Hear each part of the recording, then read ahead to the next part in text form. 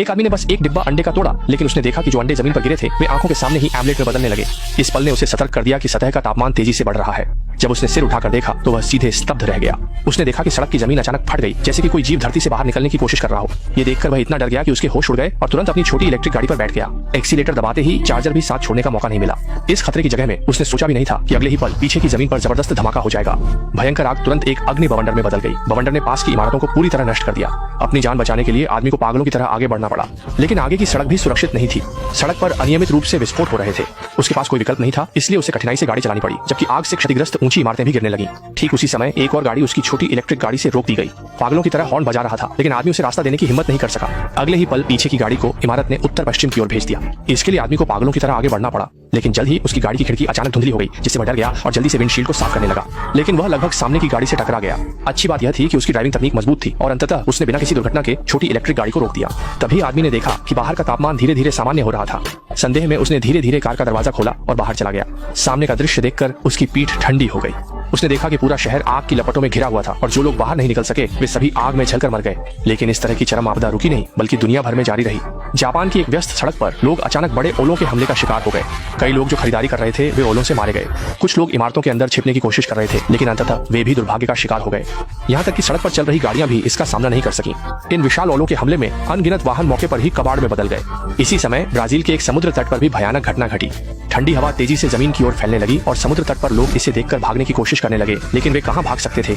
एक पल में लोग बर्फ की मूर्तियों में बदल गए। इस भयानक दृश्य को देखकर बचे हुए लोग पागलों की तरह भागने लगे, डरते हुए कि कहीं देर हो गई तो वे हमेशा के लिए समुद्र तट पर रह जाएंगे। पलक झपकते ही ठंडी हवा सड़क पर फैल गई। पक्षी भी बर्फ की मूर्तियों में बदल गए और गिरने लगे। और इस समय भागने वाली महिला को लगा कि वह सुरक्षित निकल गई है, लेकिन अगले ही पल वह निराशा में डूब गई। उसने देखा कि एक जमी हुई विमान उसके ऊपर गिरने लगी। अंत में जड़ता के कारण वह सीधे इमारत की ओर बढ़ गई। और इस समय मध्य पूर्व क्षेत्र में भी अनगिनत विशाल बवंडर उठने लगे। पागलों की तरह मानव निर्मित हर चीज को नष्ट करने लगे। कुछ लोग इसे देखकर भागने की कोशिश कर रहे थे, लेकिन वे कहां भाग सकते थे। इसी समय दुबई ने भी इतिहास में कभी न देखे गए विशाल सुनामी का सामना किया। समुद्र तट पर लोग चारों ओर भागने लगे, डरते हुए कि कहीं वे भयानक सुनामी में न फंस जाएं। लेकिन वे कहां भाग सकते थे। जल्द ही सुनामी ने पूरे शहर को एक पल में डुबो दिया। रेगिस्तान में ऊंट पर सवार बुजुर्ग व्यक्ति ने कभी नहीं सोचा था कि वह सचमुच रेगिस्तान में है। पूरी श्रृंखला की आपदाओं का मुख्य कारण मानव जाति से ही शुरू होता है। असल में 3 साल पहले मानव द्वारा पर्यावरण के अंधाधुंध विनाश के कारण पृथ्वी ने ग्लेशियरों के पिघलने, बाढ़, बवंडर जैसी एक श्रृंखला की चरम मौसम की घटनाओं का सामना किया। कुछ ही दिनों में अनगिनत लोगों की जान चली गई। इस त्रासदी को रोकने के लिए विभिन्न देशों के राष्ट्रपति आपातकालीन बैठकें बुलाने लगे। अंततः अनगिनत वैज्ञानिकों के सामूहिक प्रयासों के बाद एक ऐसा उपग्रह विकसित किया गया जो मौसम को नियंत्रित कर सकता था। जैसे ही अनगिनत उपग्रह अंतरिक्ष में प्रक्षेपित किए गए, उपग्रहों ने मिलकर एक वैश्विक उपग्रह नेटवर्क का निर्माण किया और तब से पृथ्वी पर चरम मौसम की घटनाओं को प्रभावी रूप से नियंत्रित किया गया। ऐसा माना गया कि इसके बाद पृथ्वी पर कोई आपदा नहीं होगी, लेकिन 3 साल बाद एक दिन एक अत्यंत अजीब घटना घटी। बस देखा गया कि एक 40 डिग्री तापमान वाले सूखे रेगिस्तान में अचानक जमी हुई बर्फ प्रकट हो गई। जब सैनिक इस छोटे से शहर में पहुंचे तो उन्होंने पाया कि वहां के सभी लोग बर्फ की मूर्तियों में बदल गए थे। जल्दी ही इस घटना ने सेना का ध्यान आकर्षित किया। जांच के बाद उन्होंने पाया कि यह चरम मौसम एक उपग्रह की खराबी के कारण हुआ था। ये नहीं जानते थे कि यह वास्तव में एक लंबे समय से चल रही साजिश थी। और उस खराब उपग्रह को ठीक करने के लिए एक अंतरिक्ष स्टेशन का एक मरम्मत कर्मी सीधे खराब उपग्रह के पास गया। लेकिन जैसे ही वह अंदर आया, दरवाजा अचानक बंद हो गया और मरम्मत कर्मी तुरंत ही अंतरिक्ष में खींचकर चला गया। कोई उपाय नहीं था, इसलिए उन्होंने एक अन्य मरम्मत कर्मी जैक को मरम्मत के लिए भेजा। लेकिन जब जैक मुश्किल से खराब उपग्रह के पास पहुंचा तो उपग्रह को नियंत्रित करने वाला यांत्रिक हाथ अचानक नियंत्रण से बाहर हो गया और इससे उपग्रह तुरंत नष्ट हो गया और सभी संग्रहित डेटा की हार्ड ड्राइव्स क्षतिग्रस्त हो गई। एक श्रृंखला की संयोगों ने उसे यह विश्वास दिलाया कि यह किसी के द्वारा जानबूझकर की गई तोड़फोड़ हो सकती है। ये जानने के लिए कि क्या हो रहा है, उन्होंने जल्दी से वीडियो रिकॉर्डिंग की जांच की और अंततः पाया कि एक दरवाजे का पैनल अंतरिक्ष स्टेशन के बाहरी हिस्से में फंसा हुआ था। ये जानना महत्वपूर्ण था कि दरवाजे के पैनल के अंदर एक डेटा हार्ड ड्राइव थी जो सच्चाई को उजागर करने की कुंजी बन गई। इसलिए जैक ने अंतरिक्ष सूट पहनकर अंतरिक्ष स्टेशन से बाहर निकलकर उस दरवाजे के पैनल को अंदर लाने की योजना बनाई। लेकिन जब वे लौट रहे थे तो उसके अंतरिक्ष सूट में अचानक एक छेद हो गया। सौभाग्य से उसने अंतरिक्ष स्टेशन के किनारे को पकड़ लिया, जिससे वो अपनी जान बचा सका। हालांकि दरवाजे का पैनल अंततः नहीं बच सका, लेकिन जैक ने पैनल के अंदर की हार्ड ड्राइव निकाल ली। लेकिन उसने यह बात केवल महिला स्टेशन प्रमुख को बताई। बाहर यह दावा किया कि उसने कुछ भी नहीं लिया, क्योंकि उसे संदेह था कि अंतरिक्ष स्टेशन में कोई गद्दार है।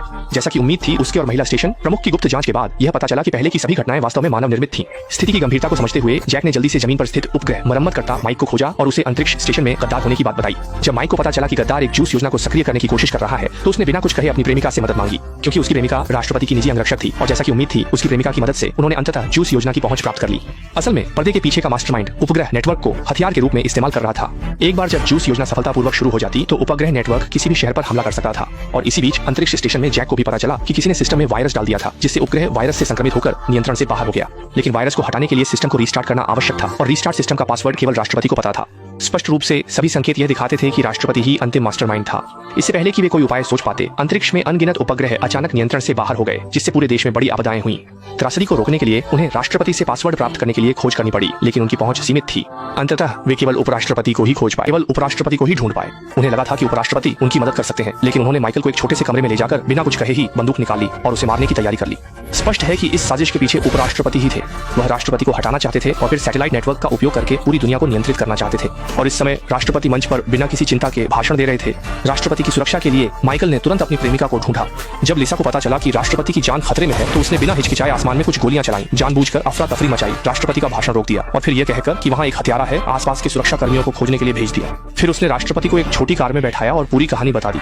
शुरू में राष्ट्रपति को विश्वास नहीं हुआ कि उपराष्ट्रपति उन्हें मारना चाहते हैं, लेकिन अगले ही पल सैटेलाइट अचानक सक्रिय हो गया और मंच के पीछे के भाषण स्थल को टुकड़ों में तोड़ दिया। इससे उन्हें तुरंत एहसास हुआ कि कोई उन्हें मारना चाहता है। जब उन्हें पता चला कि उपराष्ट्रपति ज्यूस योजना की साजिश रच रहे हैं, जो कि मौसम को नियंत्रित करने वाले सैटेलाइट का उपयोग करके पूरी दुनिया को नियंत्रित करने की कोशिश है, तो राष्ट्रपति तुरंत सैटेलाइट मरम्मत करता माइकल के साथ अंतरिक्ष केंद्र की ओर बढ़े। और दूसरी ओर माइकल की प्रेमिका ने छिपे हुए उपराष्ट्रपति को पकड़ लिया। हालांकि अंत में ज्यूस योजना के पीछे के साजिशकर्ता को पकड़ लिया गया, लेकिन वायरस से संक्रमित सैटेलाइट पहले ही सक्रिय हो चुका था। बर्फीली मॉस्को का तापमान अचानक बढ़ गया जब एक गर्म किरण आसमान से गिरी। जहां भी वह पहुंची, वह जगह तुरंत खंडहर में बदल गई और इस समय अंतरिक्ष स्टेशन का आत्मविनाश कार्यक्रम भी शुरू हो चुका था। जीवित रहने के लिए सभी लोग अंतरिक्ष यान में स्थानांतरित हो गए। अंतरिक्ष स्टेशन छोड़ने की तैयारी में केवल जैक और महिला स्टेशन प्रमुख ने रुकने का फैसला किया, क्योंकि केवल सैटेलाइट सिस्टम को रीसेट करके ही सैटेलाइट सिस्टम को नियंत्रित करने वाले वायरस को हटाया जा सकता था। और इस समय राष्ट्रपति भी माइकल के साथ एरोस्पेस सेंटर पहुंचे और रीसेट पासवर्ड को अंतरिक्ष स्टेशन पर भेज दिया। हालांकि अंत में सैटेलाइट सिस्टम सफलतापूर्वक शुरू हो गया, लेकिन अंतरिक्ष स्टेशन का आत्मविनाश कार्यक्रम नहीं रुक सका। अगले ही पल पूरा अंतरिक्ष स्टेशन अचानक विस्फोट हो गया। जब सभी को लगा कि दोनों का बचना असंभव है, तो जमीन से अचानक एक बचाव संकेत मिला। असल में अंतरिक्ष स्टेशन के विस्फोट के बाद जैक ने अंतरिक्ष में एक बिना खराबी वाला सैटेलाइट खोजा और पूरी ताकत से महिला स्टेशन प्रमुख को लेकर उसमें छिप गए। इस तरह वे भाग्यशाली रहे, एक विस्फोट संकट से बच गए। यह देखकर एरोस्पेस सेंटर ने तुरंत बचाव के लिए टीम भेजी। जैसे ही एक अंतरिक्ष यान उनके सैटेलाइट से जुड़ा, दोनों को अंततः सुरक्षित रूप से जमीन पर वापस लाया गया। इस प्रकार एक ऐसी आपदा जो पूरी दुनिया को नष्ट कर सकती थी, अंततः समाप्त हो गई। लोग फिर से अपनी पुरानी खुशहाल जिंदगी में लौट आए। इस प्रकार फिल्म ग्लोबल स्टॉर्म समाप्त होती है। यह फिल्म जलवायु संकट को पृष्ठभूमि के रूप में प्रस्तुत करती है, मानव और प्रकृति के बीच जीवन और मृत्यु की लड़ाई को दर्शाती है। फिल्म न केवल जलवायु परिवर्तन की गंभीरता की चर्चा करती है, बल्कि यह भी उजागर करती है कि प्राकृतिक आपदाओं का सामना करते समय मानव कितना छोटा और असहाय होता है और एकजुट होकर आपदा का मुकाबला करने का महत्व। ये फिल्म हमें बताती है कि पर्यावरण संरक्षण का महत्व स्पष्ट है। हमारे सुंदर घर और भविष्य के लिए हमें पर्यावरण को प्यार और सुरक्षा देनी चाहिए। ठीक है, मैं हूँ न्यू फिल्म।